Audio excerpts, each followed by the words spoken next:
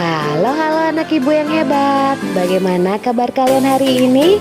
Ibu harap kalian semuanya sehat dan tetap ceria ya. Nah anak-anak, sebelum kita belajar, mari kita berdoa. Hari ini kalian belajar tema 5 pengalamanku, subtema 3 pengalamanku di tempat bermain, pembelajaran yang kelima. Nah anak-anak, tujuan pembelajaran kalian hari ini yaitu pertama, kalian dapat menulis sebuah puisi. Yang kedua, kalian dapat menjelaskan contoh pengalaman yang sesuai dengan sila keempat Pancasila di tempat bermain. Yang ketiga, kalian dapat melakukan gerakan senam.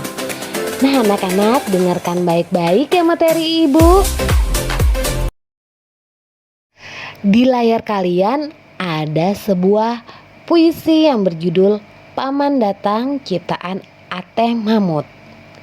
Nah anak-anak, selain membaca puisi, kalian juga harus bisa menulis puisi. Bagaimana cara menulis puisi? Simak baik-baik ya penjelasan dari ibu. Menulis puisi itu ada caranya loh anak-anak. Yang pertama, kalian harus menentukan tema terlebih dahulu. Apa itu tema? Tema adalah dasar atau pokok sebuah puisi. Contoh tema misal seperti pendidikan, lingkungan, alam, kesehatan, dan lain-lain. Tema yang kalian sukai bisa kalian tentukan. Yang kedua, tentukan judul. Misalnya tema puisi kalian mengenai lingkungan, berarti judul puisi kalian bisa menjadi Pohon di Taman Kota. Yang ketiga, kalian tuliskan kata atau kalimat yang indah sesuai dengan tema. Kalian dapat mengungkapkan perasaan ke dalam puisi. Nah anak-anak, agar mudah kalian menulis puisi, kalian juga harus tahu atau mengenal ciri-ciri puisi. Yuk simak materi ibu selanjutnya. Nah anak-anak, berikut penjelasan mengenai ciri-ciri puisi. Di layar kalian ada sebuah contoh puisi yang berjudul Pohon di Taman Kota, karya dari Syufrida. Puisi ini bertemakan tentang lingkungan. Nah, ciri-ciri puisi terdiri dari puisi itu isinya bisa mengenai pengalaman, kesenangan, kesedihan, nasihat, atau yang lain-lainnya. Lalu yang kedua, puisi ditulis dalam bait. Apa itu bait? Bait adalah jumlah baris dalam puisi. Satu bait terdiri dari beberapa baris. Contoh, perhatikan layar kalian.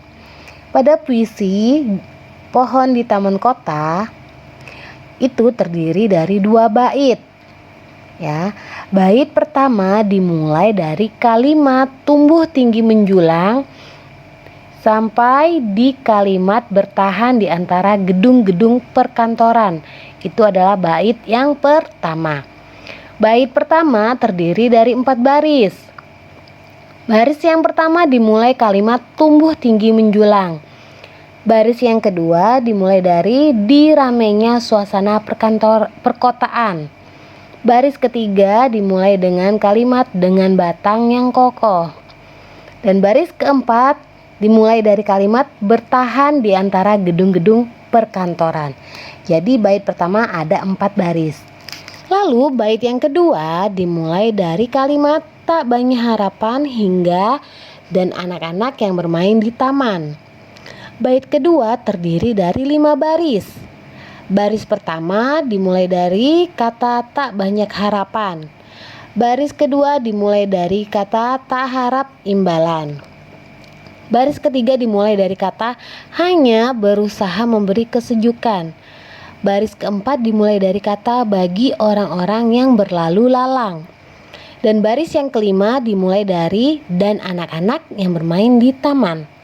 Sudah mengerti anak-anak apa itu bait dan apa itu baris? Dan yang ketiga, ciri-ciri puisi, terdapat pola bunyi yang teratur. Pola bunyi disebut rima. Apa itu rima? Rima adalah persamaan bunyi di akhir baris puisi. Contoh nih, kalian perhatikan di layar kalian lagi. Ibu akan mengambil contoh di bait yang kedua. Bait kedua, bunyi di akhir baris itu diakhiri dengan huruf N. Ya, baris yang kedua itu rimanya diakhiri dengan huruf N lagi. Baris ketiga juga diakhiri dengan bunyi huruf N. Baris yang keempat diakhiri dengan huruf G. Baris yang kelima diakhiri dengan bunyi huruf N. Jadi rima dalam puisi Pohon di Taman Kota ini yaitu bunyi rimanya seperti ini. A, B, A. Jadi pola rima dalam puisi cukup dilambangkan dengan huruf A dan B. Paham anak-anak? Jika kalian belum paham mengenai ciri-ciri puisi, bisa kalian tanyakan ke ibu ya. Baik, kita lanjut di materi selanjutnya. Nah anak-anak, di layar kalian ada sebuah gambar ya. Itu ada gambar apa ya? Ada anak-anak yang menulis di papan tulis. Ada 3 anak yang maju di depan sedang duduk. Lalu ada yang anak perempuan mencatat ya. Sedang apa ya mereka? Apakah kalian tahu? Nah anak-anak, gambar tersebut yaitu tentang Benny dan temannya yang akan belajar PPKN. Satu kelas Benny akan belajar musyawarah. Musyawarah untuk mencapai kata mufakat. Benny dan temannya perlu semangat kekeluargaan. Ternyata musyawarah untuk memilih ketua kelas. Jadi gambar tersebut mengenai pemilihan ketua kelas. Nah anak-anak, kalau pemilihan ketua kelas itu dengan musyawarah, kira-kira termasuk pengamalan sila yang keberapa ya? Kegiatan Benny memilih ketua kelas dengan musyawarah termasuk pengamalan sila yang keempat. Nah, sila keempat Pancasila berbunyi, kerakyatan yang dipimpin oleh hikmat kebijaksanaan dalam permusyawaratan atau perwakilan. Sila ini bermakna bahwa setiap warga negara Indonesia berhak menyampaikan pendapat dalam musyawarah. Hasil musyawarah adalah keputusan terbaik yang telah didiskusikan dan diterima bersama. Menentukan kelompok dalam permainan juga termasuk contoh pengamalan sila keempat Pancasila. Nah anak-anak, berikut beberapa sikap yang harus kalian miliki saat berdiskusi. Yang pertama, tidak boleh memaksakan kehendak. Yang kedua, menerima hasil musyawarah dengan senang hati. Yang ketiga, mendengarkan pendapat teman. Yang keempat, tidak memotong kata-kata teman saat berdiskusi. Yang kelima, menggunakan kata yang santun saat memberi pendapat. Ibu harap sikap tersebut kalian bisa terapkan di kehidupan kalian sehari-hari ya anak-anak. Nah anak-anak, di layar kalian ada beberapa gerakan senam. Silakan kalian melakukan senam setiap pagi agar kalian sehat dan bugar. Kalian bisa mengikuti gerakan yang ada di layar kalian. Nah, pada saat kalian melakukan senam, kalian harus didampingi oleh orang tua kalian ya anak-anak. Nah anak-anak, tugas kalian hari ini ada 2. Yang pertama, muatan pelajaran bahasa Indonesia. Silakan kalian membuka buku kalian di halaman 153. Tugas kalian hari ini yaitu menulis sebuah puisi. Puisi yang ditulis tema lingkungan. Gunakan ejaan yang tepat ya anak-anak.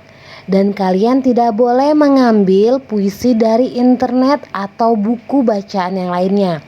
Jadi kalian harus membuat puisi yang asli karangan dari kalian. Yang kedua, muatan pelajaran PPKN. Silakan kalian membuka buku kalian di halaman 155 sampai 156. Tugas kalian menjawab pertanyaan berdasarkan teks bacaan yang berjudul pemilihan ketua kelas. Ibu harap hasil tugas kalian hari ini baik ya kan anak-anak? Tetap semangat untuk kalian semua. Demikian penjelasan materi Ibu hari ini. Ibu harap kalian dengan mudah menerima penjelasan dari Ibu.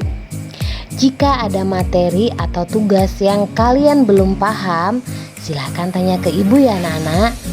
Nah anak-anak, tetap semangat belajar dari rumah, tetap patuhi protokol kesehatan, tetap selalu ceria untuk kalian semua ya anak-anak. Ibu akhiri, wassalamualaikum warahmatullahi wabarakatuh. Sampai jumpa.